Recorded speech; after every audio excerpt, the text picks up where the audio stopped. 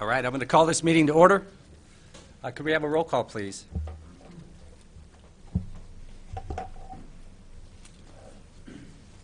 If you could find the roll. Mr. Ackerson? Here. Ms. Billman? Here. Mr. Fell? Mr. Fitch? Here. Mr. Hopkins? Here. Ms. Wadrago? Here. Mr. Storr? Here. Mr. Trail? Here. Mr. Turner? We do have a quorum. Are there any changes to the agenda? No. We have the minutes from the September 21st, 2017 regular Plan Commission meeting. And any motions regarding the minutes or any corrections? I move we approve them. Moved by Mr. Ackerson. Second by Ms. Billman. We'll do this on a voice vote. All those in favor of approving the minutes say aye. Aye. Those opposed? The minutes are approved. We have some communications regarding the continued public hearing, Plan Case 2313 SU17. I'll summarize at a high level the gist of these. We have a letter from Mr. Robert D. Atlee in support of the petition. We have a letter from Janet Charlo opposed to the petition. And we have a letter from, actually a memo from Burns Clancy and Associates, which is opposed to the petition. So we may hear more from those people later tonight. Any further communications? All right. We now have a continued public hearing. This is Plan Case number 2313 SU17, a request by Roanoke Concrete Products Company for a special use permit to establish a ready-mix plant and material recycling center at 3202 North Lincoln Avenue in the IN2 Heavy Industrial Zoning District. So, Mr. Garcia, whenever you're ready. Okay. Good evening, everyone.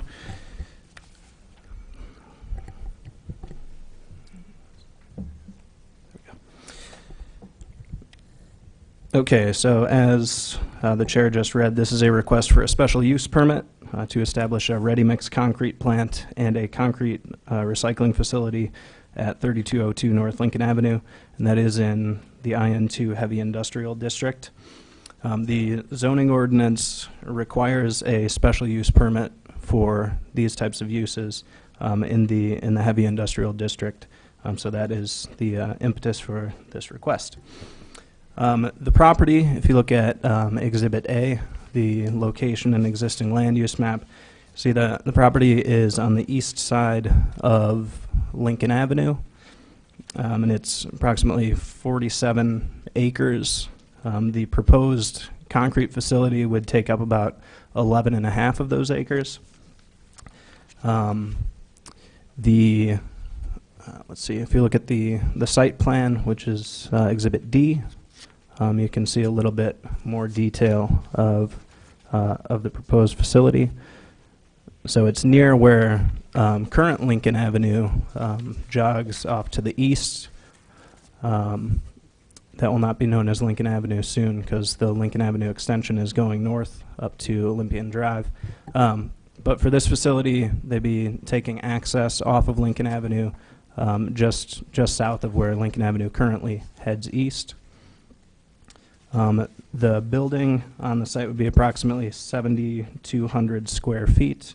You can see in Figure 1 on, in your memos what one of the Roanoke facilities looks like in Mossville, Illinois. The approximate height of the facility would be 68 feet.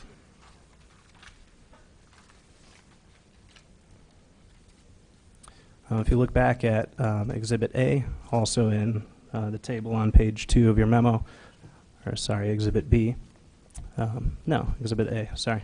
Okay, so the land is currently used for agriculture. It's surrounded by a mix of other agricultural uses. There are also heavy industrial uses in the area. There is a metal recycling facility to the south, which is this one with all the cars on it. There are a couple of single-family residences still in the area. So it's kind of a mix. The zoning of the area, if you look at Exhibit B, is the dark gray is heavy industrial. The green is county agriculture. The other gray is industrial out in the county. So the area is mostly zoned for industrial uses.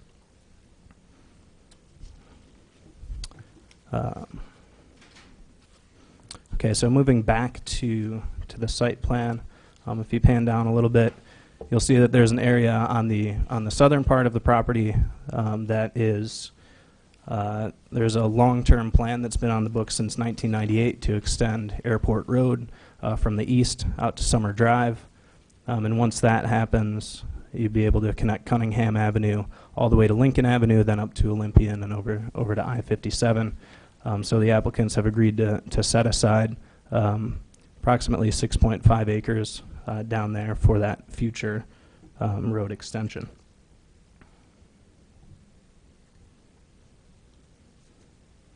The site plan I want to point out, the site plan in Exhibit D is a preliminary plan, and before obtaining building permits and opening the facility, the applicant would need to submit and get a final site plan approved.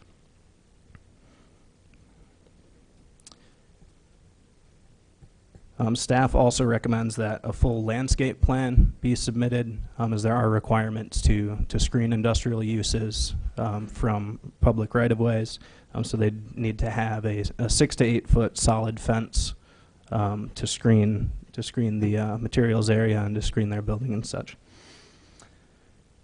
Okay, so in cases, in special use permit cases, there are 3 criteria that we look at to determine whether a case should be granted a special use permit or not. The first one of these is that the proposed use is conducive to the public convenience at that location. As I pointed out, the area is zoned for heavy industrial uses. The future land use, as identified in the comprehensive plan, also is for industrial use. The area, especially to the west of Lincoln Avenue, is already heavily industrialized. And once Lincoln Avenue extends up to Olympian Drive, there will be convenient access to I-57 for industrial uses. So we find that this type of use at this location is conducive to the public convenience, and it meets that criteria. Criteria 2 is that the use will not be unreasonably injurious or detrimental to the district or to the public welfare. We don't think that it will be injurious to the public at this location. The public will get some benefits by diverting construction materials, concrete, that would otherwise go to landfills. They will be recycled at this site. And as mentioned, it's a heavy industrial area, and another industrial use should not be unreasonably detrimental. The third criteria is that the use conforms to the applicable regulations and standards of the district that it's located in. This is a heavy industrial district. This is a heavy industrial use that's being proposed. So things like setbacks, screening, drainage, and any other applicable development regulations would have to be met prior to construction of the facility and operation of the facility.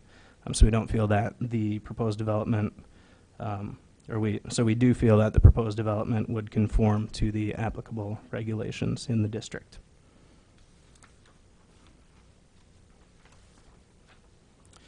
I did want to mention, I know the chair mentioned the 2 communications before we open the hearing, just so that they're on the record. I wanted to mention that we did receive those communications, one from Janet Charlo, who was not in support of the development, and one from Robert D. Atley, who was in support of the development. And Kevin, wasn't there something from Burns Clancy? Or was that for the other case? No worries. Oh, that was for this? I did not see that. There's a memorandum from Burns Clancy and Associates dated October 5th. I have not read it all, but I think there's a representative here that will probably summarize everything.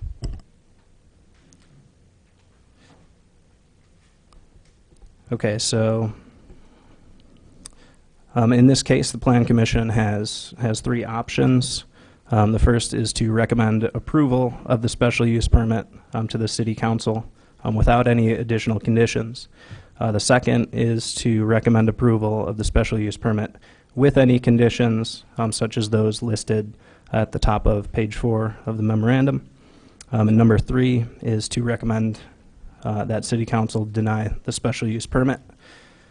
The staff recommendation is to recommend approval to the City Council with the conditions, the 4 conditions listed on page 5. I'll quickly summarize those. The first one is that the applicant submits a final site plan, and that site plan is approved prior to the issuance of any building permits. Number 2 is that the applicant submits a landscape plan that is approved and that they adhere to prior to receiving any building permits. The third is that the development is constructed in general conformance with the approved site plan and landscape plan. And then the fourth is that all required Illinois EPA permits are obtained prior to development of the site. That concludes my report. I know that Kyle Hodel, the president of Roanoke Concrete Products, is here, as well as Roger Garrix. So if you have any questions for them, I think they'd be able to answer them. But I'll take any that you might have. As I understand it, there is no subdivision involved in this case. Am I correct, even though we're dealing with a part of a parcel? That's correct. And that means the special permit applies to the site plan, the parcel, I believe it would apply to the use. So it would, or I guess it would apply to Roanoke Concrete Products on this 11.5 acre site. I'm not sure, Lori. Yes, it is tied to the use, so in this approximate location as it is approximately drawn, understanding, of course, that the building permit will have more details and right, so it applies to the site plan, this not use. to the larger parcel and not to the particular parcel. What we're giving a special permit for, special use permit for, is a site plan that gets further developed For to this meet all use, this. yes. Yeah, right. Any further questions for Mr. Garcia? Mr. Trail? Sort of following up on your question, let's suppose at a future time they wanted to expand the use beyond these 11 acres. Are we talking, the mechanism, basically we come back for an identical, in essence, special use permit, or is there a different mechanism that would apply at that point? To expand beyond what is approved, when the final site plan is approved, they would need to get a new special use permit. So we don't allow expansion of an existing special use permit. Any further questions for city staff? Nope. I think we're good. Thank Okay, you, thanks. Mr. Garcia. All right, now let me just quickly outline the rules for public input for this hearing. First, the petitioner will address the commission and lay out the reasons why this permit should be approved. Then any others in the audience who wish to address the commission who are in favor of the petition will be allowed to do so. And we'll probably put about a 5-minute time limit on that. just to keep things moving. Then anybody who is opposed to the petition will be allowed to address the commission. 5 minutes on that per person. Then the petitioner will get to summarize the case and rebut any opposition. Then I'll close the public input portion of the hearing, and we will discuss it and possibly vote. So if the petitioner would like to address the commission now, please do. No? Okay. Anybody in favor of this wish to address the commission? Anyone opposed wish to address the commission? Thank you, sir. If you could just state your name for the record and sign that sign-in sheet. Yes, thank you.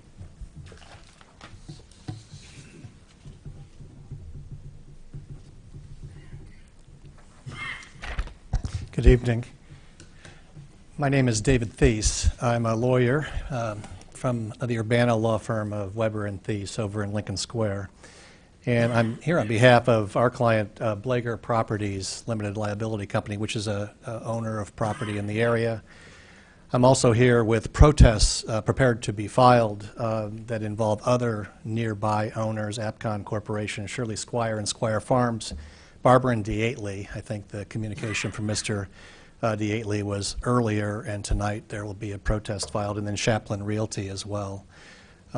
I'm a lawyer, as I said, and here to urge that the petition be denied. And I've asked an expert from our community, Chris Billings from the Burns Clancy firm, to come and to summarize the memoranda that I passed out earlier. We got it today and finished it, and so wanted him to have the opportunity to walk through it, basically making the point that this is really not an 11-acre tract that is being looked at from the community's point of view. This is really a 47-acre tract that is one of the key potential industrial developments in the city of Urbana. And we believe that one of the factors that should be taken into consideration is the extent to which proper long-term planning has been done for the entire 47-acre tract. You're basically taking a 47-acre tract and right in the middle of it carving out an 11-acre tract, and yet as the site develops over the years there are going to be enormous opportunities but also challenges that should be addressed now. So what we're urging is that a longer-term look at the planning of this site be undertaken, and that if in order to do that we need to deny the permit, that's okay, but we should continue looking, believing that this is one of the key industrial areas of the city. In fact, this particular site, it seems to me, is a real jewel. It's something that we should be looking at as a 47-acre tract. I've asked Mr. Billings to come and summarize the memorandum. If I can beg your indulgence, he's here really on behalf of the protesters, so he's only one person, but he may take a bit longer if it's okay to go through the memorandum, as he's really speaking on behalf of these other folks as well. So, and after he's done, if I can do it, I'll make some concluding remarks. So, Mr. Billings.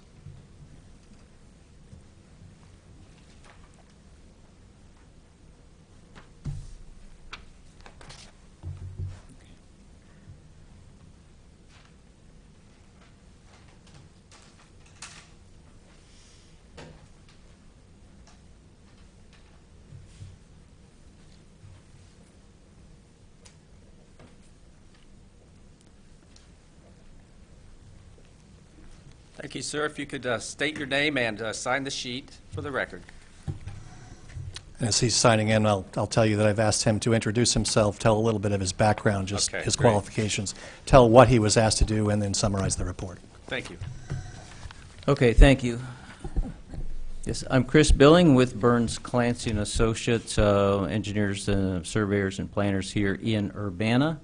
As far as background, I have a bachelor's and master's from the University of Illinois in civil engineering, but maybe more importantly, I've been with Burns and Clancy now for 40 years, and in that 4 decades of work have been involved in quite a lot of development within Urbana and beyond. So I'm quite familiar with land development, subdivisions, and municipal facility extensions and all in that regard. So, as we know, Roanoke Concrete, and I won't read this whole memorandum to you, but I do want to go through and summarize Thank you. to give you some guidance, but it's provided to you, and the background documentation, the maps and all in the back, so that's everything in here that we were relying on. So, yes, we have Roanoke Concrete Products is proposing to purchase the 47-acre tract and initially developed 11.5 acres as shown on the site plan. We were retained by a group of businesses located along the North Lincoln Avenue corridor to essentially review the proposed development and assess potential impacts from that development, and then maybe make some recommendations of how impacts might be mitigated. But one of the biggest impacts, of course, is traffic, but I have put here on this first page a summary of all the findings, just to kind of give you a summary of where it all goes through before going through it. So the traffic impacts along the Lincoln Avenue corridor from a 47-acre development of heavy industrial land use is a significant impact, will yield significant traffic impacts to Lincoln Avenue. And we know Lincoln Avenue has been studied a lot in the last 15 years, I'll say. It's a component to the overall Olympian Drive extension and will have some significant effects on regional transportation to the area. But nonetheless, Lincoln Avenue itself as an arterial corridor will see some significant traffic impacts generated by this development of this single 47-acre tract. The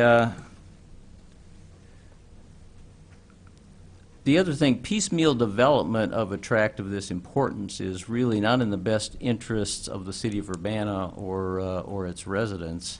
As Mr. Thies noted, this is a very prime location for industrial development in an area that is likely to see some development if the roadway improvements continue to be accomplished over time. So initially doing something on the tract that is going to hamper long-term development of this tract will be a very big negative to the city of Urbana, and with a loss of potential opportunity, really.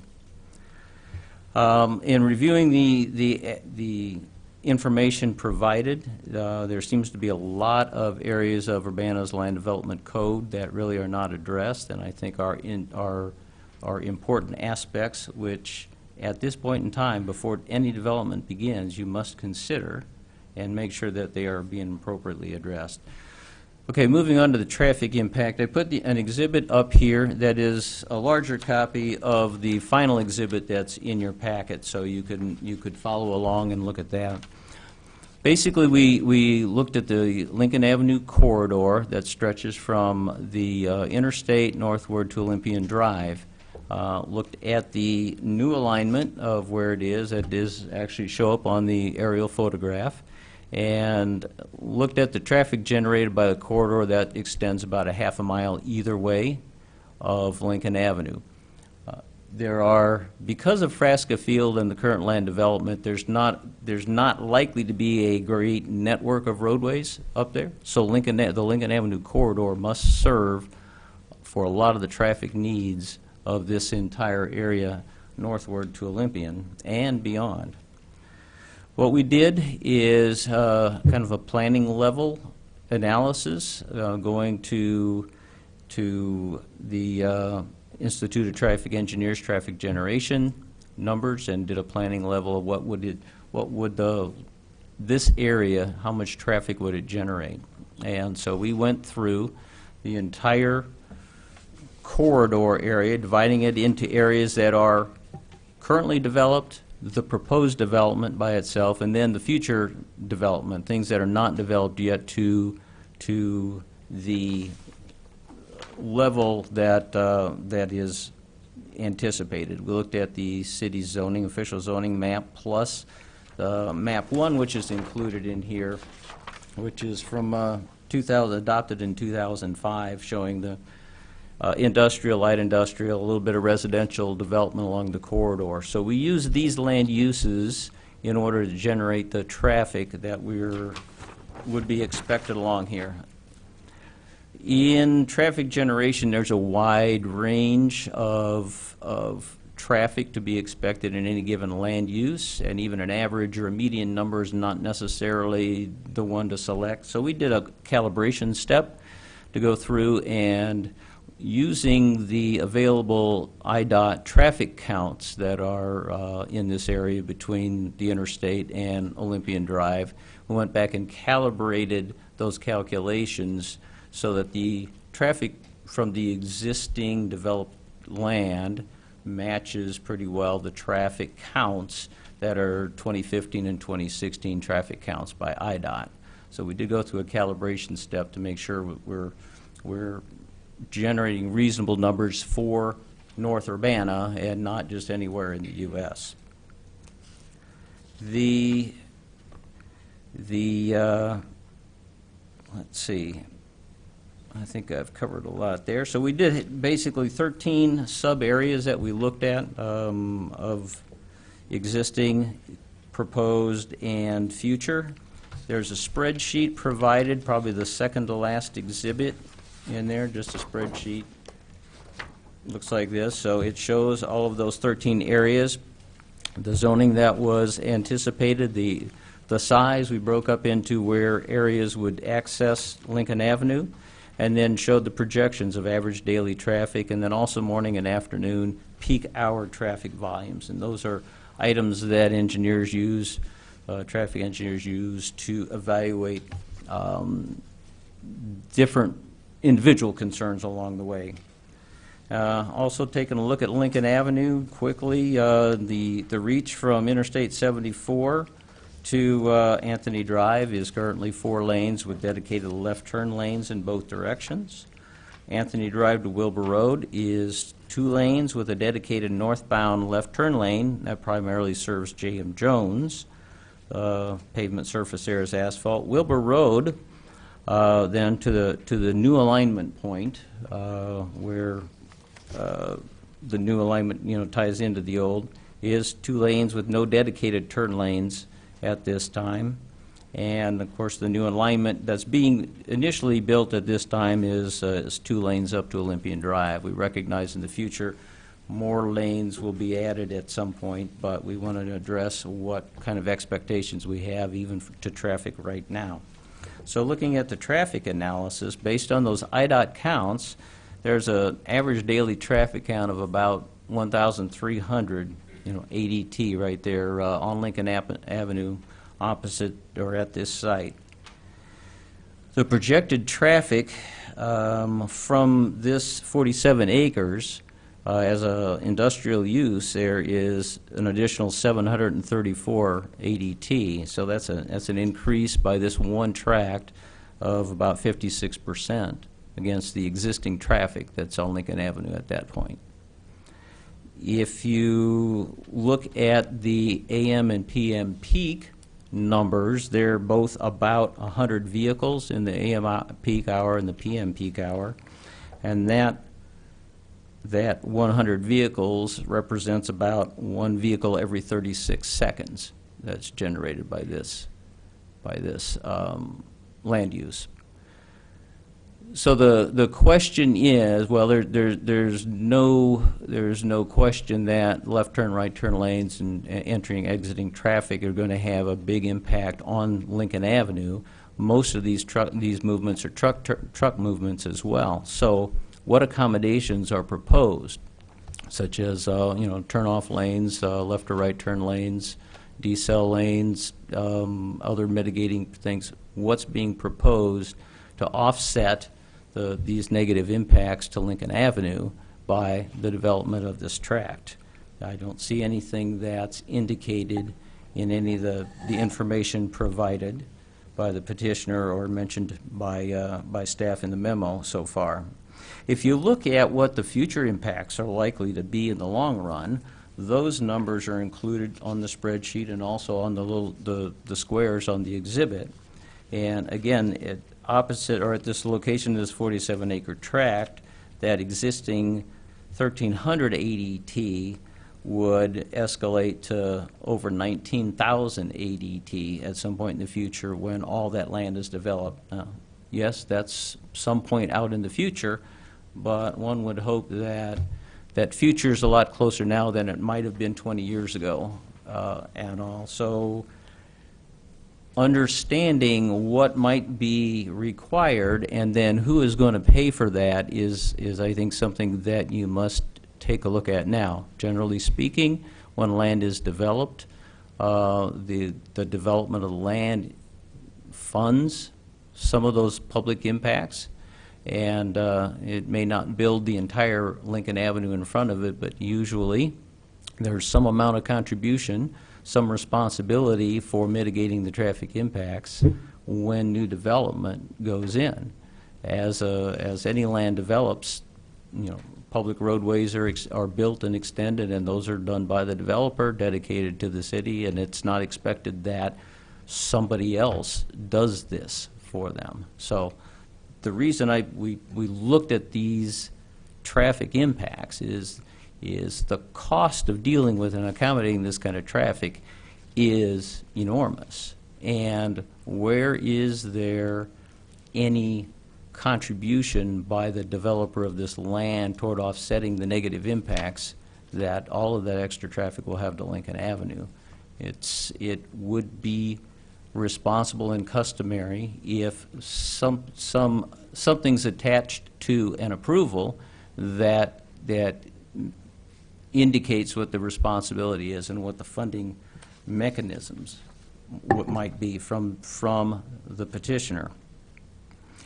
Another item that was mentioned and has been on plans for a long time is the construction of a connection to Airport Road between Lincoln Avenue. I think this is a good idea. I think it's long been recognized Airport Road extension should be done. This is the opportunity that it should be done.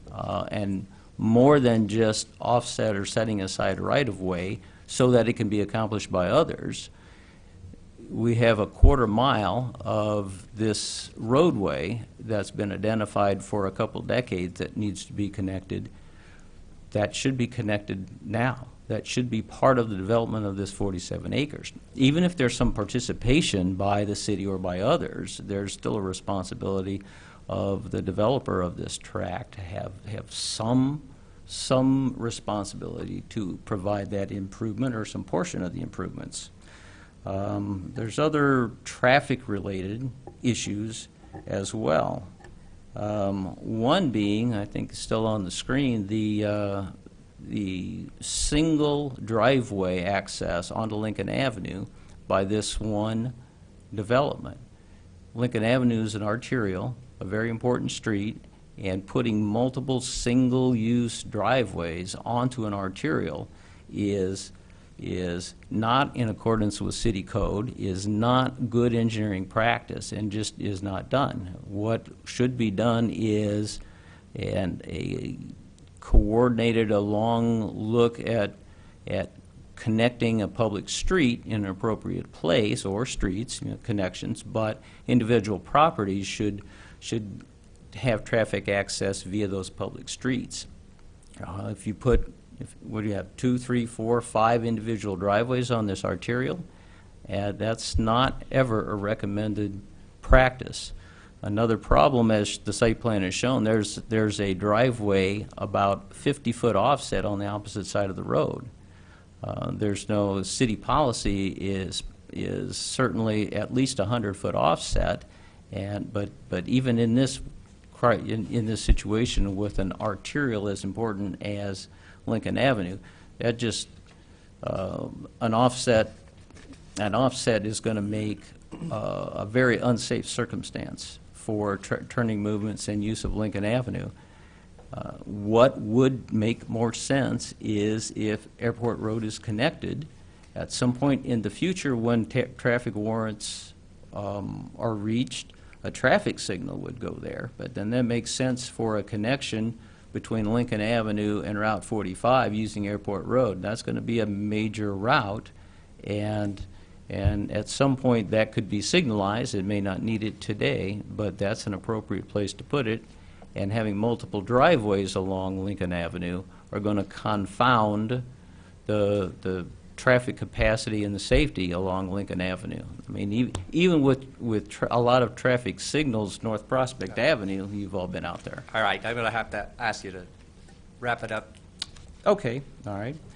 I'm going to ask you to then to look to, beyond traffic, I'm going to ask you to look to a few other items of impact. Frasca Field is out there, and if you start to develop something that might have tall buildings, that's in the flight path, it's within the runway. Frasca, the end of the runway is only 2,000 feet from the property. So consideration by the public, will that impact Frasca and a large business and an important aviation facility? That can have repercussions on the city of Urbana. A few other site development issues weren't addressed, were sanitary sewers. There would take an off-site sewer extension to get to the site. Someone's got to fund that, and where does that come from? Stormwater management's not been addressed. The site plan doesn't address it, though that's a city requirement. And then lastly, I know you're familiar with LaSalle factors and all, so we looked at those 19 or so LaSalle factors, and we have listed about 8 or 9 here LaSalle factors in this document that we believe are questions that you should ask yourselves, and we've given some insight that we believe there are some problems with those that you are tasked to make sure that those are addressed on behalf of Urbana. I believe that the development of this tract would be a very good thing as industrial use for the city of Urbana. It's just as it's proposed at this point in time, it looks very problematic, and there's a lot of impacts that need to be mitigated in order to make it the development that it should be. All right, thank you, sir. Mr. Thies, did you have any? Just briefly to conclude, so in summary, this is not an anti-development on this site comment or position being taken by these folks. It's actually pro-development. What we're saying is that as you plan for the future of the city of Urbana, you're dealing with a real diamond in the rough in this tract, this 47-acre tract.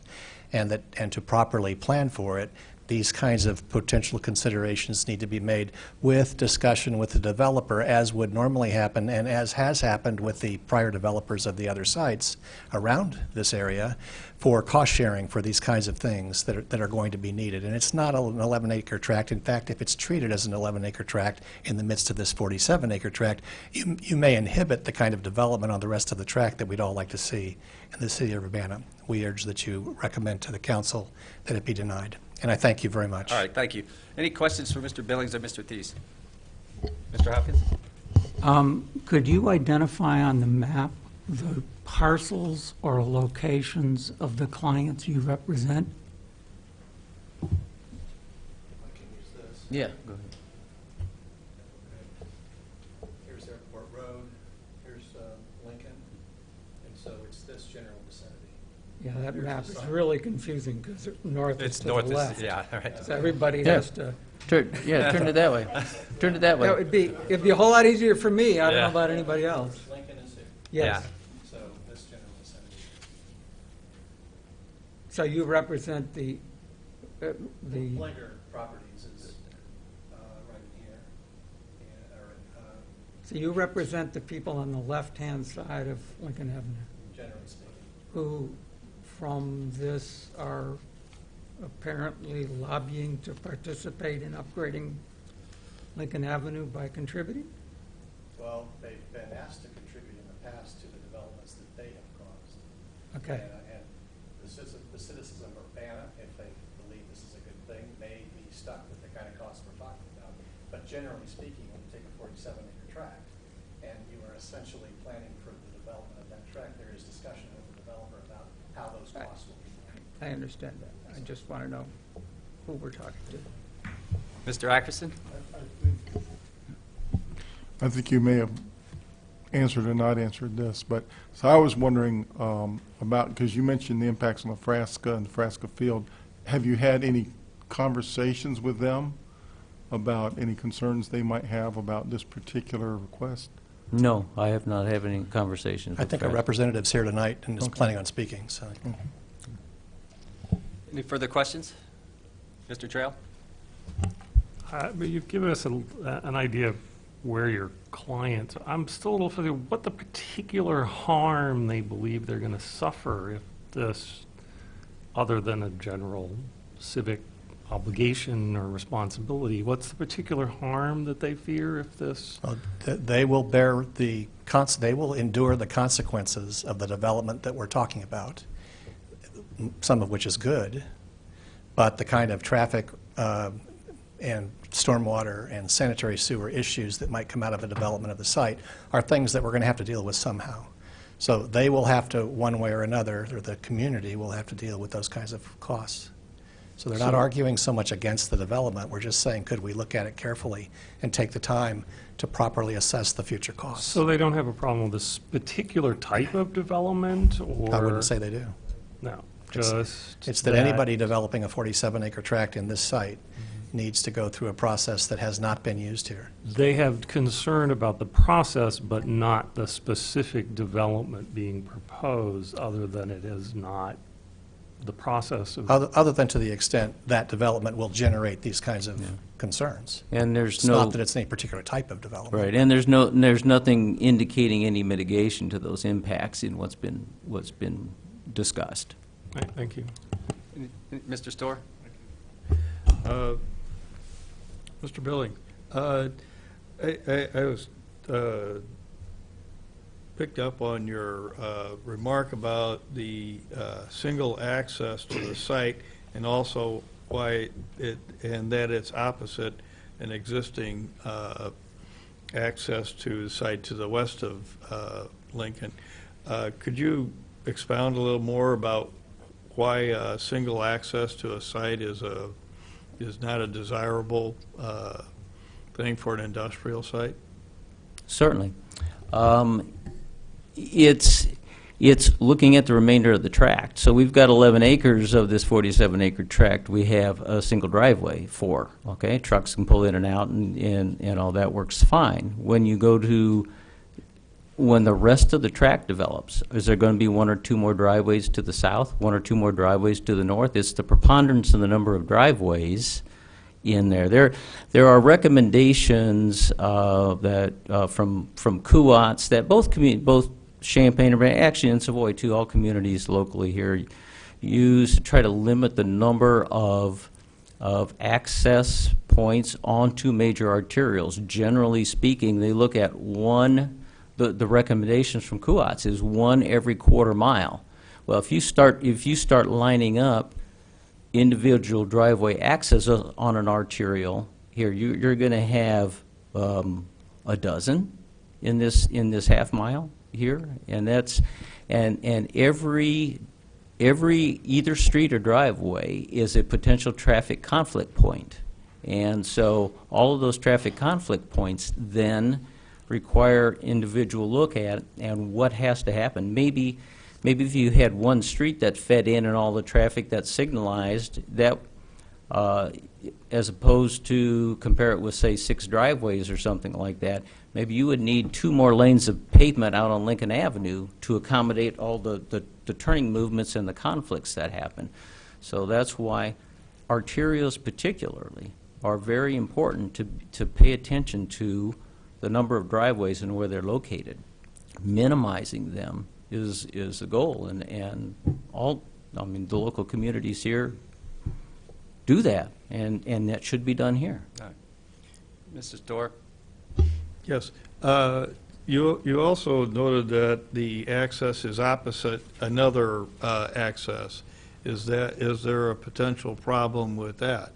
Yes, particularly since it's offset by a little bit. The code would tell you that offsets on any street other than maybe a local street, local residential street, should be at a minimum 100-foot offset. But this being a pretty important arterial, I don't know that 100-foot even is a significant offset. So either driveways should be aligned, or they should be offset with enough offset so that the turning movements, but keep in mind, if you have two trucks backed up waiting to turn left somewhere, then that, you start getting down the pavement 100, 150, 200 feet, and so that's why those offsetting driveway locations are important, and even more so on an arterial as important as Lincoln.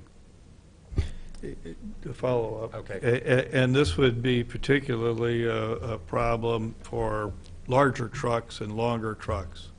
Certainly, as the trucks get larger, these conflicting movements become more serious and require more accommodation to relieve those problems. Get it? Yeah? Anything further, Ms. Billman? Would something like an industrial park make sense in this area? Well, certainly. That's how I would look at 47 acres as an industrial park. If you even just looked at the developments on the west side of the street that have occurred in the past, there we go. Yeah, turn it up like that. There's some larger. If you look at, there's a couple of larger chunks. There's a public street that goes in, and there's lots subdivided. Those are different. You could call them industrial parks there. So you have multiple properties that have each generate their own traffic and have their needs that all access Lincoln Avenue just at a controlled location, at a public intersection. So that's an opportunity in the future.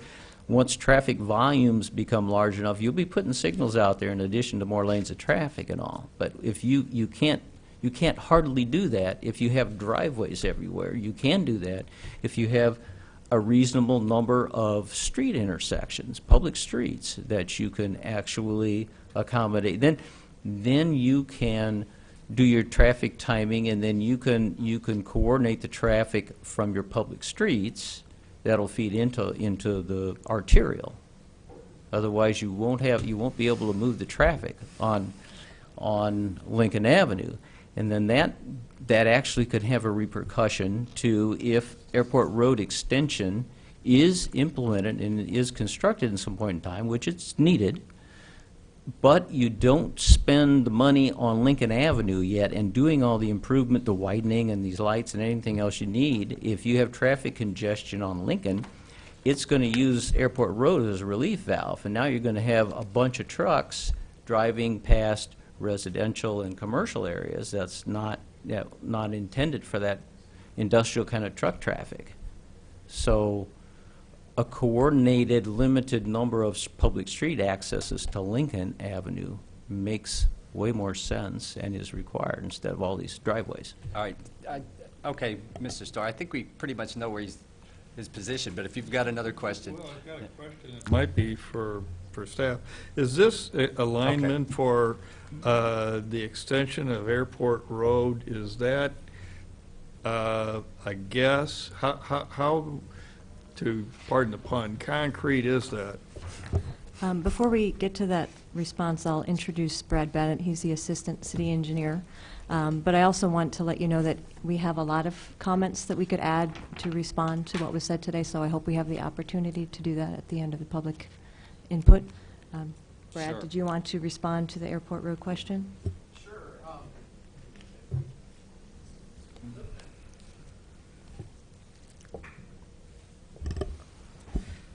Thank you.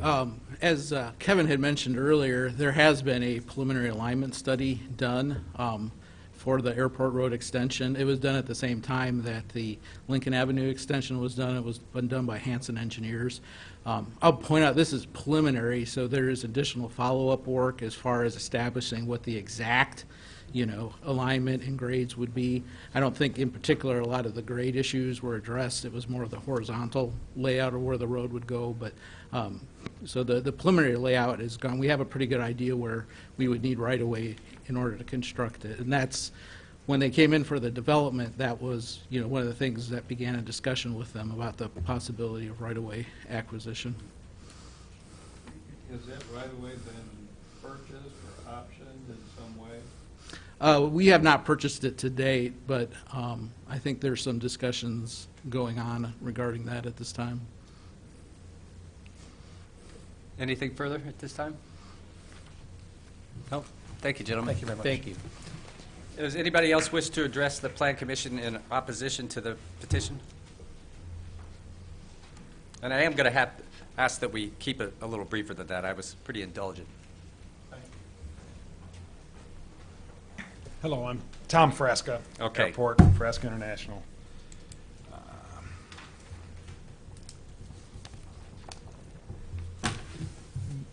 The piece of dirt there is off the end of our runway. I don't know how high it's going to go initially. It may or may not impose our approach. In the future, I don't know what's going to go next to it. Typically, Fresca does not like to see anything built in our approach zones. There's information out there that that you can access to the approach zones. Those are the minimums that the FAA requires, and if it does encroach in our approach zones, the FAA will just cut half our runway off, or they'll say you can't use it from one direction. So, with no runway, with no airport, why is Fresca in Urbana? We moved our company here in 1990 from Champaign after we bought the airport in 1980.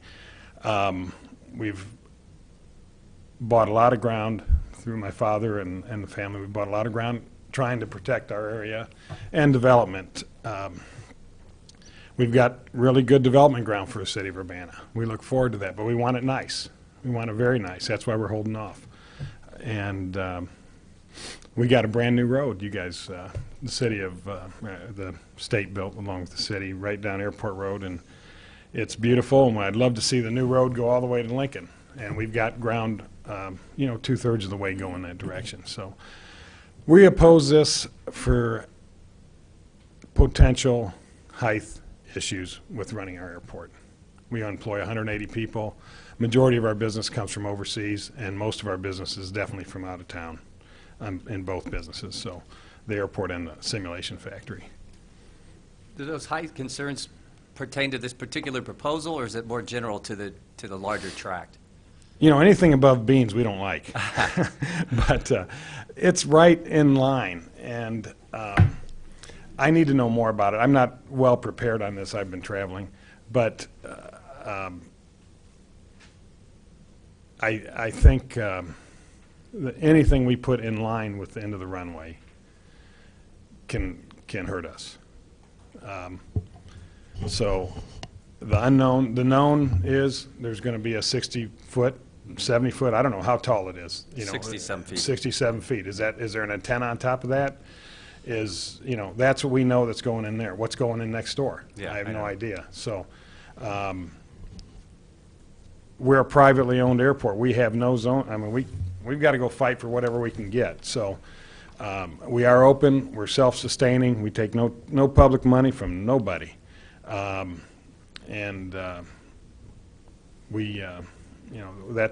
all we can, we just got to protect ourselves. I wish I could be more articulate about this, but I'm not. It's emotional, and if you guys know the history of the Fresca family and the airport, we fought just about every garage that went up within 5 miles of the airport. So we have issues with height, and we're going to continue to do that. Yeah. So, All right, thank you. Mr. Hopkins, you have it? So I get the emotional issue. On the other hand, you can't expect this parcel to stay in soybeans. You Right. know it's zoned industrial. yeah, Has been for at least 15 years. you're right. So do you have representatives who actually know what height limits would cause problems by FAA regulations? Yes, we can get those, and I think Mr. Garcia's got some of that stuff laid out. Okay, so And- maybe we already yeah. know these things. Yeah. Okay. And I don't that's like the the issue, minimums. right? Yeah. You're not expecting us to keep land open for you and in soybeans. No, I'm not Okay. asking you to do that. Thank you. I just think I would like to see more put more effort into this development. I found out about this from a text from a friend of mine because the piece of mail I didn't get, okay? So that's where I found out about this. I have concerns further up the road. You know, what's Super Value doing? I have no idea what they're, have they chimed in on this? You know, that's a big employer. So, Any further questions for Mr. Fresca? No? All right, thank Thank you, you. sir. Oh, Mr. Trail? So no one has an idea right now at this distance from the airport? I mean, are we talking there 200 feet or? Is that question directed this way? Because I can answer to the best of my ability. Yeah. So when the airport road study was done back in 1998, Hanson Engineering did do the analysis for what are called runway protection zones. And that was assuming that Frasca's runway would be extended. I'm not actually sure how far that extension was going to be. But they had plans at the time. I think they still have plans to extend the runway at some point. So the estimates back then were conservative, I think. Looking at the greatest distance that might be required sometime in the future, and comparing those maps and that analysis that was done then, this looks to be well outside of where those runway protection zones are. You can't see it on here, but the runway, the center line of the runway is essentially the northern edge of Summer Drive. So if you just extend that out several thousand feet, you would hit the runway. I believe it's actually shown in the Burns-Clancy memo on the last page, the 2,000-foot separation, in addition to the runway being south of the proposed location. But that's 2,000 feet from the current runway size, or? I haven't seen the Burns-Clancy Oh, I see memo, it. so I'm not sure. Yeah. Yeah, I see it. It looks like from the current, That's from the current. at least on the diagram. Yeah. there. To be on the safe side, if this is a concern, a condition could be added to the special use permit that says it must comply with FAA runway protection zone requirements. All right.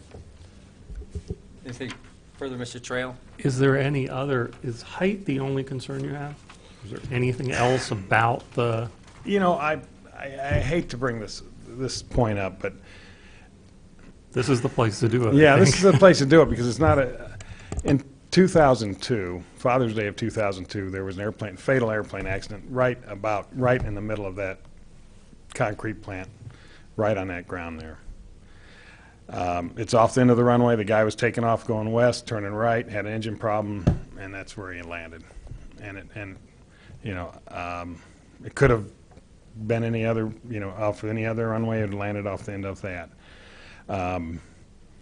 We're always, if you know the family history, and our whole business is aviation safety, and our whole life is aviation. So, to me, anything ahead of us is a good landing runway. So you can't have, I know I can't have that beans the rest of my life.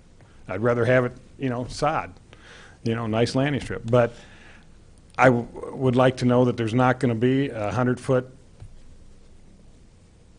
something or other tower that's really close to the center line of my runway. So, and any way you can protect that. I mean, we're here for the long run. Frasca's here for the long run. So, and hopefully you see value in our airport and our business. So, If this is a use that creates dust, smoke, I mean, is that an issue? well, I mean, that's created in that area anyway. It's not great. I mean, no, it's not great. It is getting closer. There's also there's other people around that area too, houses and what. So I don't know what the noise issue and smoke that comes with that. I have no idea. We do live with what we live with across the road, so. But the unknown is big to us, you know, and we've been there for almost 80 years, the airport, and hopefully we can continue for another 80 years. So, Anything further at this time? All right. thank you for your time. I Thank appreciate you. it. Anyone else wish to address the commission in opposition to the petition? Nope. We're good on that?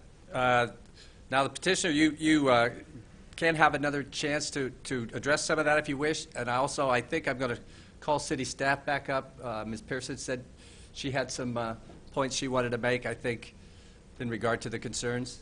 I think he'll answer a lot of questions. Okay, I'll call city staff. I'm going to ask Brad to respond to a lot of the traffic and the engineering pieces, but I just wanted to address, apparently in the memo, there was, in the memo from Burns Clancy, there's a reference to the LaSalle criteria. I wanted to make sure everyone here understood, the only criteria you can consider are the 3 criteria that are in the zoning ordinance.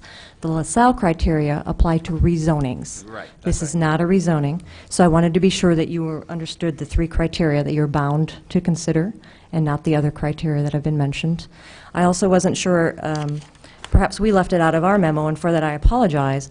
I wanted to be sure that everyone was aware of the purpose of the IN2 Heavy Industrial District. If you may indulge me, I will read that for you. It is intended to provide land for employment centers for more intensive industrial uses that typically generate heavy demands on the transportation system, including the need for freight rail service. These uses may cause odors, dust, noise, and vibrations and generate significant amounts of truck and freight rail traffic. Land uses in this district should generally be separated from residential districts by land uses permitted in the IN1 or B3 zoning districts. If you were to look at the kinds of uses that are permitted as a matter of right in this zoning district, it includes such things like wholesale produce terminal, railroad yard and freight terminal, truck terminal, motor bus station, truck wash.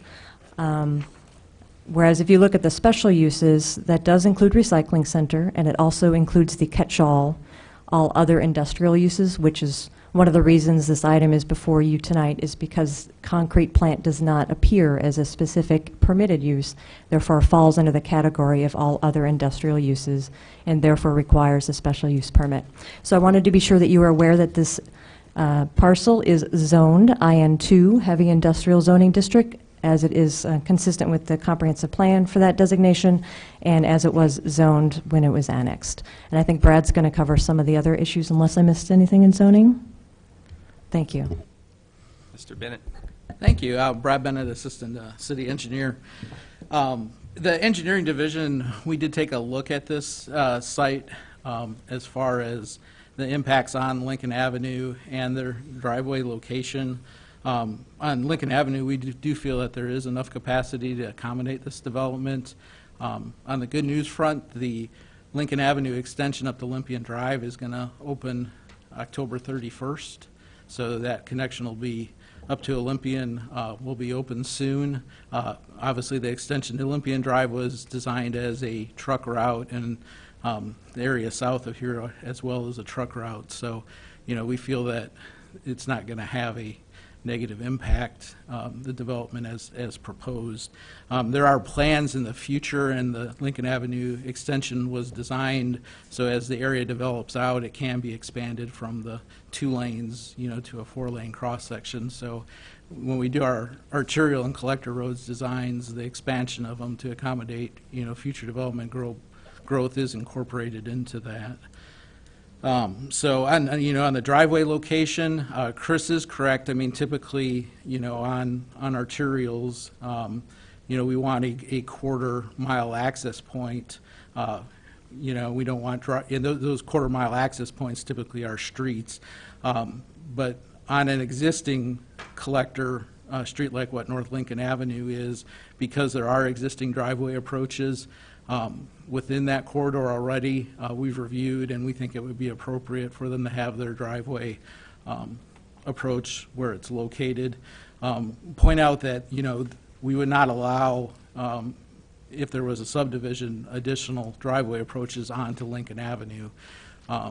You know, if this property is subdivided in the future, you know, there would be a public street involved with it, and we would anticipate that the driveway access for those subdivided properties would come off said public street. But there is no subdivision included as part of that, so it's not triggering that public street requirement.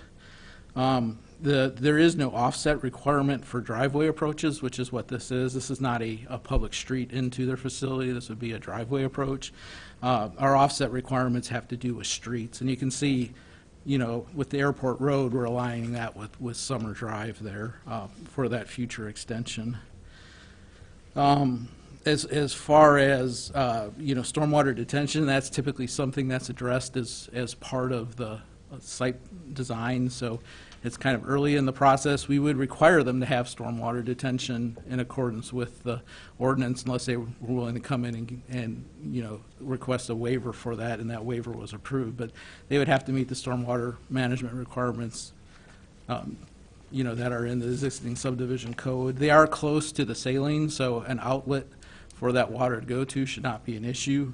I believe there is sanitary sewer available in the area. I know the Henson and the South Winds recycled asphalt shingle site have sanitary sewer access to that. So I know there is I'd have to check and find out what the exact location of it, but we don't anticipate that there's any utility barriers to this development. So, like I said, we've taken a look at it in the engineering division, and we're comfortable with being able to accommodate the development. Any questions for Mr. Bennett? Mr. Ackerson? So part of what I was trying to grasp from the Burns-Clancy presentation, there's road issues, there's water issues. You're talking to some of those. The bigger point I think they were trying to, from what I could glean from his presentation, what I read in the memo, is why are we not looking at a proposal for the whole 47 acres? Could you address that at all? Why are we talking about a special use for 11 acres that's somewhat, not exactly, but somewhat in the middle, but not the rest of the plans for the rest of it? Or Actually, Lori implications? might be better equipped to Okay. answer that. Okay. We don't require someone who purchases property to develop it all at once. We understand often that you find a piece of property and you develop it for the need that you need it for then, and then as it becomes attractive to others, then they would come in and subdivide and purchase a part of it. I will say that I believe, and please correct me if I'm wrong, I believe that initially they had hoped to locate their site in the bottom corner. We told them, however, that that is planned for road construction. So then they were going to locate it to the north, but that would then be in line with the runway. So they have then moved it as far north as practical because they did need an entrance onto North Lincoln Avenue rather than onto Oaks Drive. So I believe this is, yes, in a perfect world, you would be able to plan it all out, but that isn't how, we're not in a perfect world. Mr. Ackerson, do you have anything else? Mr. Hopkins? No? Any other questions for Mr. Bennett? Mr. Storr? Yes. You said that that the engineering department felt that that this would not have an adverse impact on the Lincoln Avenue traffic. Have you had a chance to look at the computations and estimates offered by Burns-Clancy to see if, does that have any impact or change, affect how you, your opinion about the amount of traffic on Lincoln?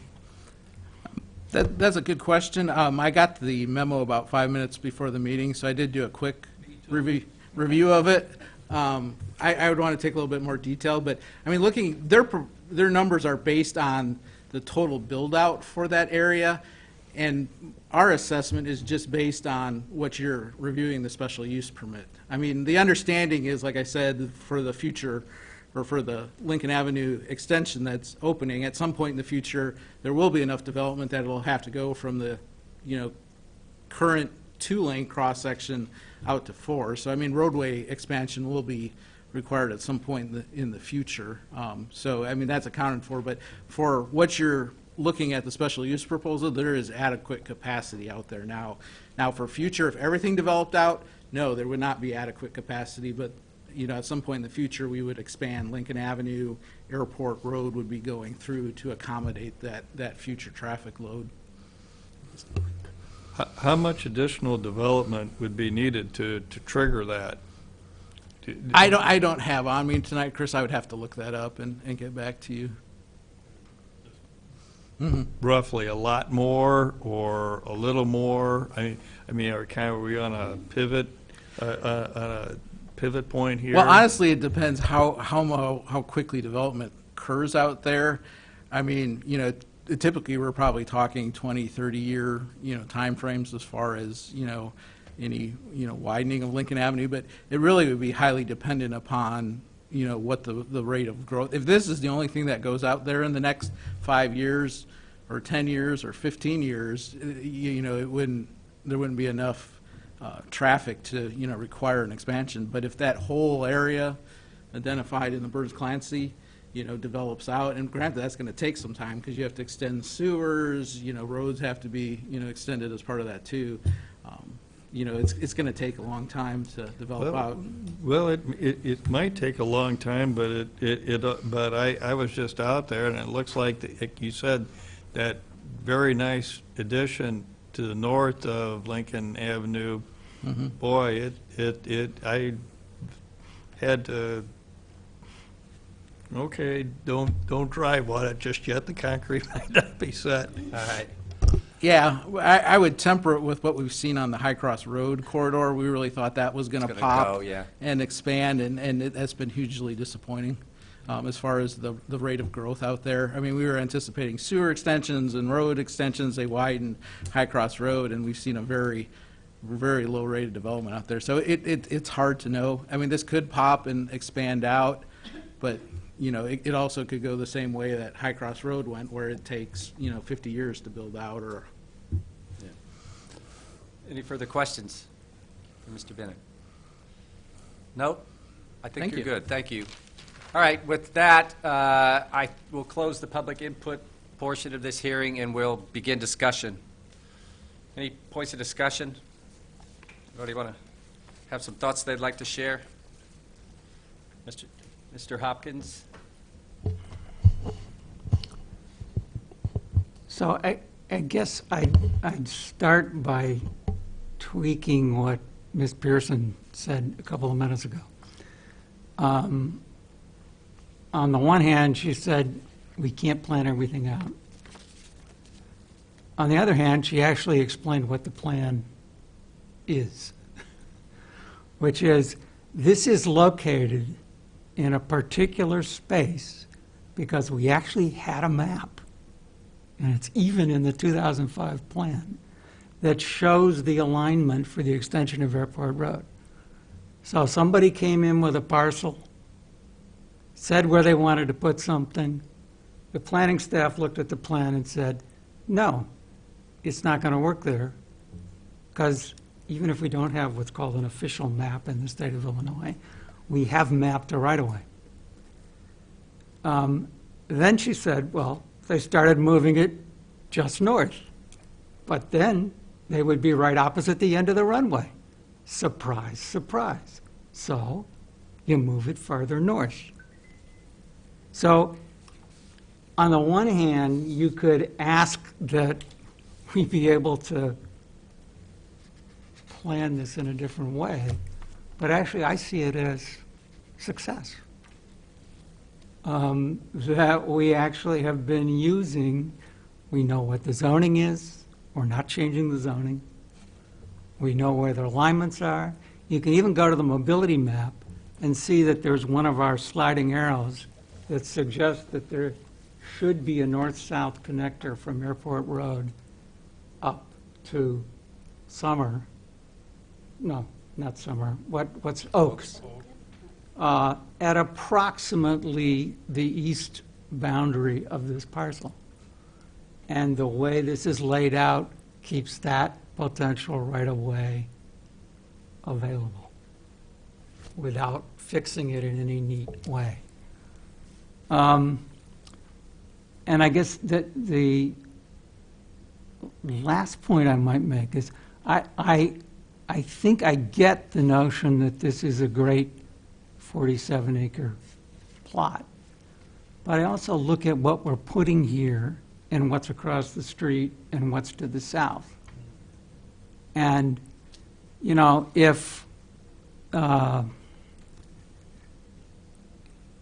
trying to think of a good example. I mean, the one at the moment, of course, is Amazon, but we're not in that league. But if somebody comes along and wants a 40-acre, because that'll be what's left after right-of-way, parcel, a concrete recycling plant, which is a pad of concrete, some gravel, a couple of towers, and a wash house, is not an irreversible action on a 40-acre parcel, any more than the things across the street, which are roughly the same, or the thing to the south is. So when it comes down to it, I find it kind of difficult to come up with a reason to refuse this special use permit. And therefore, I would move Sounds like a motion. that we send case 2319 S17. 2313. No, wrong one. Okay. Somebody got to give it to me. Okay, 2313 SU17 to the City Council with a recommendation of approval with the added condition that we ensure that the FAA guidelines on height limits and airport runway protection zone, what's it called? That's a runway protection zone. Runway protection zone are met in this proposal. That's in addition to the four other suggested by city staff. Correct.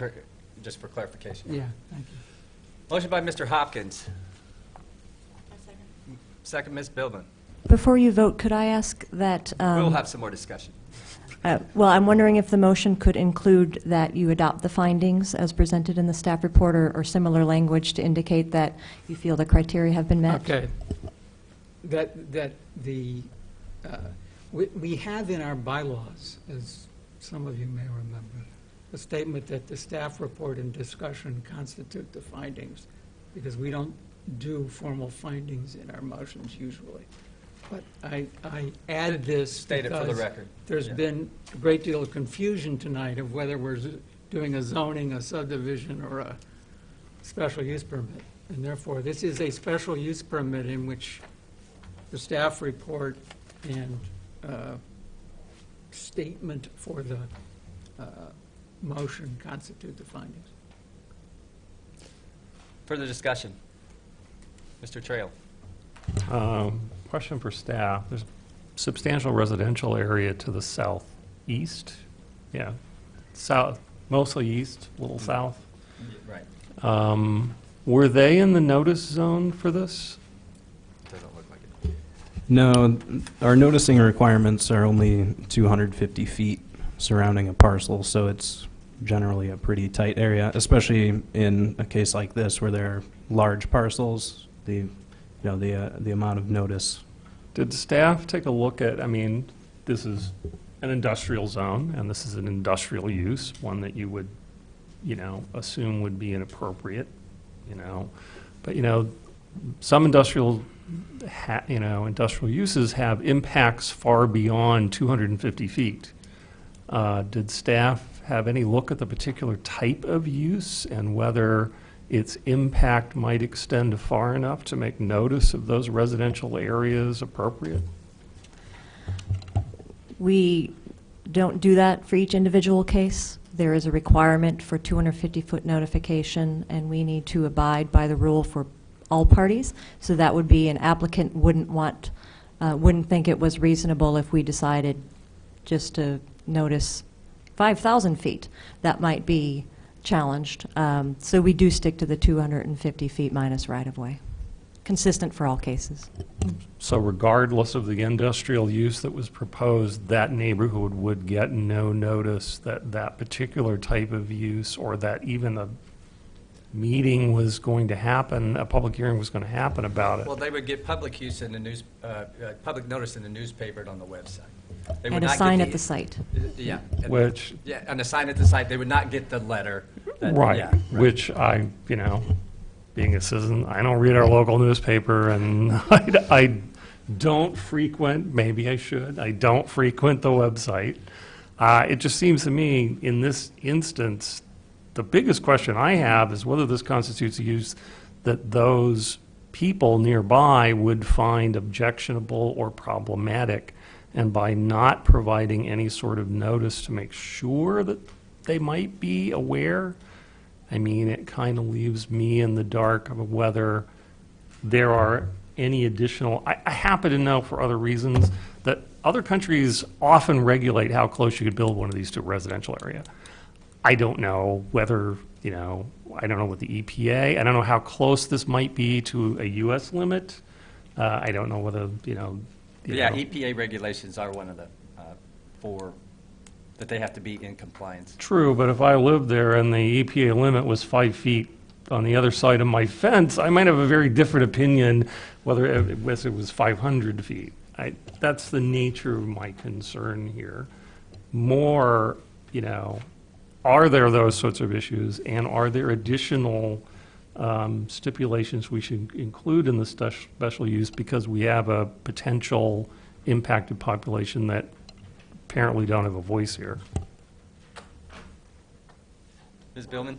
Oh, Sorry, not apparently. They may not have a voice. For all I know, they all saw it in the News Sure. Gazette, and they all have no problems with it. How do you know? That's all my all right, concern. thank you. Ms. Billman? It's already zoned in heavy industrial. I don't see why that's any different than If what they it already wanted to is. build a uranium recycling plant there, would you? Is that in? I I don't think doubt that it. constitutes. But that would require a special use, right? It would require a special use permit. I might, if I lived that distance, All right, I might all have a right, very all different opinion about it. Mr. Storr? I wonder, they have to meet stormwater retention criteria. Site plan stuff, As- yeah. As part of the site plan, and it was, a very good point was brought up by Mr. Billing, is that having a single access road to access to Lincoln Avenue for the 47-acre parcel might be rather desirable if that could be accommodated in a site plan, and would kind of help ease some of the concerns about traffic, and not only now but in the future. Ms. Billman? Is that something that can be? I'm not sure I fully understand your question. Are you asking? You're asking them to have a plan for an industrial park right now. Well, or at least enough of a plan to that access to that 47 acres could be done through a single access point. I mean, if not all of it, a lot of it. I know that some of it's up to the north may want to access a different road at a future time. Well, yeah, I don't think that's the question that's before us now. This is the proposal. So, in other words, I don't think we can expect them to significantly change the site plan to have it be more amenable to future industrial park use. It seems like to me, unless we're saying that it really precludes most or all uses of that additional land, I'm not sure what our stake here would be as a planning commission. I agree with that. Anything further? No, I just want to Mr. add Anderson. that with the adoption of what Lou mentioned about the additional requirement with the FAA, I think that's an important one, that we add that to the staff recommendations. That Yeah, pretty it's much there. satisfies my concerns. Okay. All right, anything further? No? In that case, we'll have a roll call, please. Ms. Billman? Yes. Mr. Fitch? Yes. Mr. Hopkins? Yes. Ms. Wadrago? Yes. Mr. Storr? Yes. Mr. Trail? I'm going to vote no. And Mr. Ackerson? Yes. All right, that motion passes. And do we have a date for the city council to consider this? October 16th. October 16th. All right, thank you all for your testimony. We'll now continue with, we don't have any old business, we don't have any new public hearings. We do have a piece of new business, which is Plan Case 2319 S17, request by MBR Management Corporation for a waiver of sections of the Urbana Subdivision and Land Development Code regarding stormwater management plan requirements for Lot 2 in Carter's First Subdivision located at 407 North Maple Street. Mr. Marks and Mr. Bennett, please.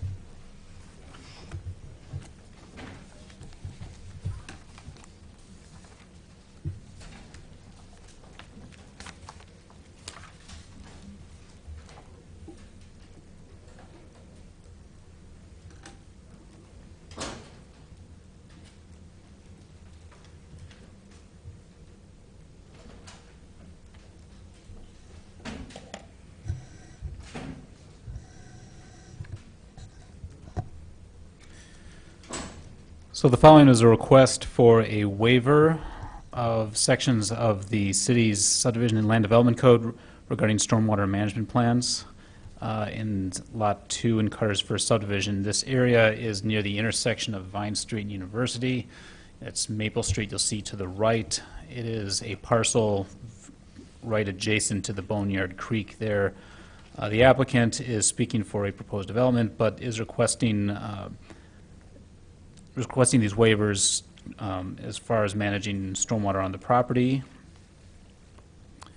Brad Bennett, the city's assistant engineer, should be able to explain the reason for the applicant's request for waivers from Section 2142, more specifically 2142B1B and Section 2142B5B.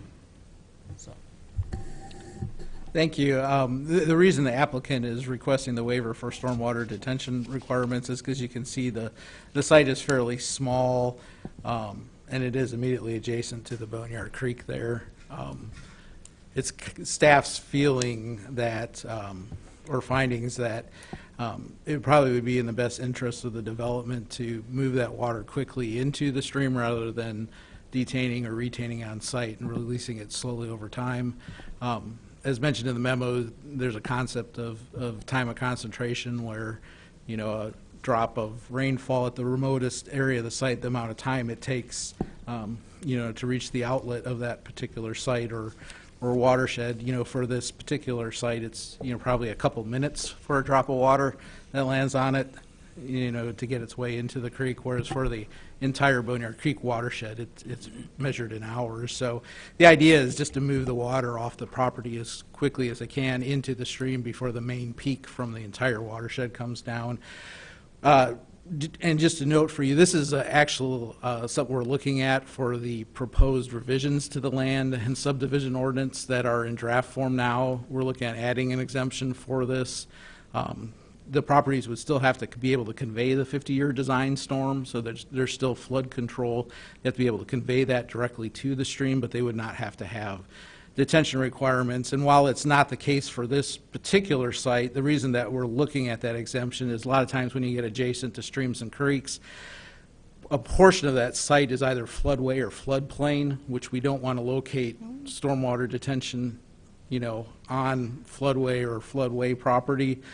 And, you know, you want to locate your structures outside the way and floodplain. So, requiring a portion of the usable property to be used for stormwater detention immediately adjacent to creeks, can prove problematic. We've seen that on a number of sites. It's not applicable to this site. Most of this site is out of the floodway and floodplain, but that's kind of the idea about it, that when you're immediately adjacent to a stream, it might make sense to not detain the stormwater there. So we don't anticipate any adverse impacts from waiving the stormwater detention requirements. Like I said, they would still have to convey the 50-year design storm to the creek, which they would do through their storm sewer system. So there is flood control provided, but just not flood detention. Should also add that in section 21.7 of the subdivision code, there are 3 criteria that a waiver must be measured against. One, that there are conditions of topography or other site-specific reasons that make the application or any particular requirements of the land development code unnecessary or in some cases even useless. Just based on the ways that water drains in the area and the small nature of the property are considered conditions. The second criteria being that the granting of the requested waiver would not harm other nearby properties. It's of staff's opinion that this would not harm nearby properties. And then the third one is that the waiver would not negatively impact the public health, safety, and welfare, including the objectives and goals set forth in the comprehensive plan. And it's staff's opinion that the proposal, waiving these requirements, would assist with stormwater management in the area and for that property as well, so that it would indeed not be negatively impacted. So with the Planning Commission can forward a recommendation of approval or a recommendation of denial for the requested waiver of the stormwater management plan requirements. Staff recommendation is that the Planning Commission forward a recommendation of approval for waiving the requirements of Section 2142B1B and Section 2142B5B, with the condition that the storm drainage system for the site is designed to convey a 50-year design storm directly to the Boneyard Creek. Did you have any questions? You're referring to detention versus allowing it to flow, but when I was reading the case this afternoon, like I like to do before these meetings, it looked like there's also a waiver for requirement for semi-permeable as opposed to impermeable. I'm trying to remember what I read, so I could have gotten that wrong. Why would you not want them to use a semi-permeable surface as opposed to an impermeable surface, and how does that? I'm not familiar with that portion of the memo. There was a mention of semi-permeable versus impermeable, and that's the part that stuck in my brain. I don't know why you wouldn't want to use, why you would want to waive a requirement to use a semi-permeable surface if it doesn't, well, I don't know if it interferes or not, but... I think what it says here is that the proposed development will be more than 50% impermeable. Yes. Which could be the structure. Oh, okay. I understand if it's the structure. I was trying to understand that piece of We're it. not waiving anything, it's just that... Yeah, I think that what that's in reference to is, I'm thinking about parking lot because I know what's there now. Yeah. Yeah, I think what that statement is in reference to is our policy on redevelopment for stormwater management is you only have to provide stormwater detention for the net increase in impervious area. So you can see from the aerial, a portion of the site is already gravelled. So, that portion is kind of grandfathered in. They don't have to provide detention for it. But as they develop it out, they would have to provide for any increase in detention. And the way the ordinance is written is if over 50% of the site is impervious, that triggers, stormwater detention requirements. So, they've informed us and let us know that based on their preliminary design, they'll be over that 50% threshold, and they would have to do stormwater detention if you did not waive it for them.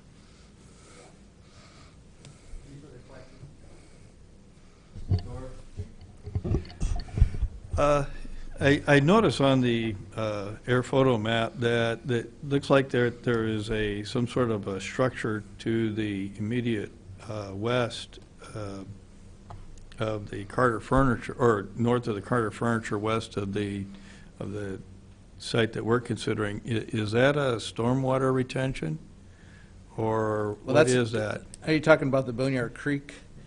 Can I borrow? Oh, is that part of the boneyard? Yeah, Oh. so if you could see where my hand is here on the screen, this is actually the Boneyard Creek. Oh, And then, okay. just as kind of a point of interest, there's also an 84-inch storm sewer, which is a massive storm sewer, 84 inches. I mean, that's 7 feet. That comes down from Schnucks that discharges into this double box culvert that goes under University Avenue. So, yeah, that's where they're going to discharge to. So they are being required to do a specifically engineered discharge into that Correct. interceptor storm sewer. Yes. So on my planning horse, in revising the ordinance, in this case, it appears that we are waiving the requirement for a stormwater management plan. Correct. I would like to be waiving the requirement for detention to the 5-year standard, because I am requiring them to have a storm management plan. Correct. Which is direct discharge to, so, again, I'm being picky, but if you're going to revise this anyway, I would request that we be able to word it the other way the next time. I had a similar question. So, That's an excellent point. yeah. Because clearly they have a plan. Yes, they do. And we would. And we're going to require them to That's have right. one, is Yes, the point. yeah. That's right. And even if they didn't have detention, even if they're below the 50% threshold, You still well, would. we'd sure. still want to see how they were going to drain the site. Sure. Right. Anything, further questions? No? Thank you very much. Thank you. And now we will discuss and/or, anybody in the audience wish to, I'm sorry. Anybody in the audience wish to address the commission on this particular case? I'm the engineer. I can answer any questions if there are any. Any questions? I think we're, all right. Thank you. So now, I'm closing. Having heard from the public, and we will discuss, possibly vote. So any discussion or even motions? Anyone is so inclined?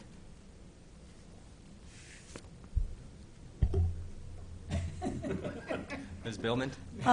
What if the size of the building increases dramatically? Then we have no say then. We're not considering that here anyway. I mean, the stormwater plan, they would still have to convey the 50-year flood out of there to the boneyard. I mean, so that's irrelevant of the size of the development, except that the size of the current development triggers the stormwater management plan part. So, it's a good question. Any motions? Mr. Trail? I have another question that occurred to me. I mean, we're treating Boneyard Creek basically as only serving the purpose of drainage, but I assume the city has no longer-term recreational, any other sort of... I'm pretty sure the boneyard plan doesn't extend this far, but I could be wrong about that. I can answer that. Actually, this portion of the Boneyard Creek is actually included in the most recent is, Boneyard okay. Creek. So it does take it all the way up to the University Avenue box culvert. I would point out, this site is actually going to discharge to that 84-inch storm sewer, which then ties into the box culvert. So their stormwater discharge isn't coming into the open portion of the channel, which is what the future master plan would address. The master plan has some improvements for, and if you can follow my hand here on the screen. So the water comes straight out to the north and then heads east. Yeah, it ties into that 84 that's kind of coming down where my hand is shown here. But they have some parking lot drains, that pick up all the, downspouts as well as all the surface runoff from the parking lot and convey it west and tie into that 84-inch, which is running north-south. Mm-hmm. And that 84 in turn ties into the IDOT box culvert. So where they're tying in will be underground and is in a portion that we wouldn't anticipate any future improvements in because it is an underground structure. Very good. Mr. Storr? Does the property to the west have any stormwater retention or at all? I mean, not that I see, but They do not, but it's probably was developed before the stormwater regulations kicked in the 80s. All right. Anything further?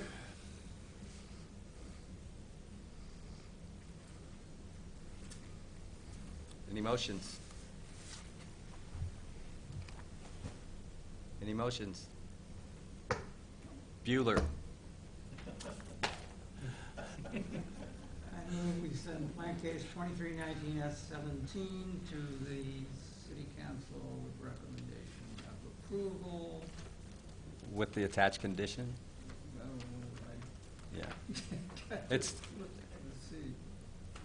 Yeah, but there aren't any. yeah, there is one. Oh, Yeah. oh, okay. So,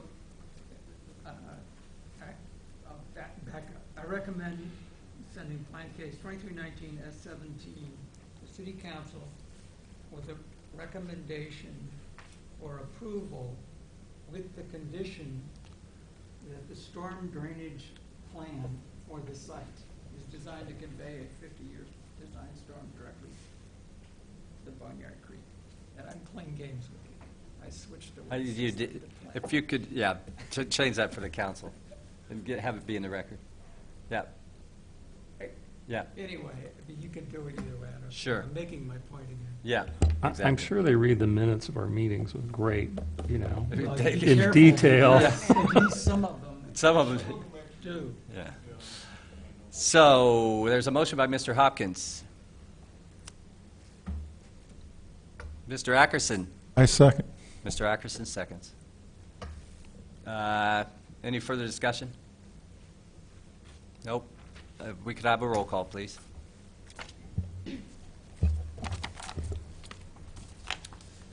Mr. Fitch. Yes? Mr. Hopkins. Yes. Ms. Wadrago. Yes. Mr. Storr. yes. Mr. Trail. Yes. Mr. Ackerson. Yes. And Ms. Billman. That motion passes. Is that October 16th as well for the council? Okay, thank you. All right, well, if audience participation, does anybody care to address the Plan Commission for 5 minutes on a topic related to planning? No. Thank you. Staff report. I'll just point out that based on a conversation that I had at the last meeting with the chair, we will be putting on a future agenda, probably not next week's for the special meeting because there won't be a lot of folks here, but changes to the bylaws proposing a move in the time from 7:30 start time to 7. So if any of you have an issue with that, let me know, and we can talk about that. But otherwise, we'll just bring forward bylaws changes. I'm seeing no furious head shaking, so I imagine I have some direction to bring some bylaw changes Will you have refreshments and food? drink? afterwards. Does this mean you'll guarantee that we're going to finish half an hour earlier? I was going to say. What? Yeah. Yeah, we'll talk about it later. There's a question about a change in time. It would move it to be more consistent with most other boards and commissions, and also allow for potentially an earlier end time. Is this going to be a future public meeting? The topic of a future public It would meeting? be, we would put it on as new business because it would be a bylaw change that you'd need to vote on. So we should not discuss it any further. It would not be a public hearing, Okay. however. You just can't take any action today. Okay, great. All right. Is that the staff report? In that case, we're adjourned.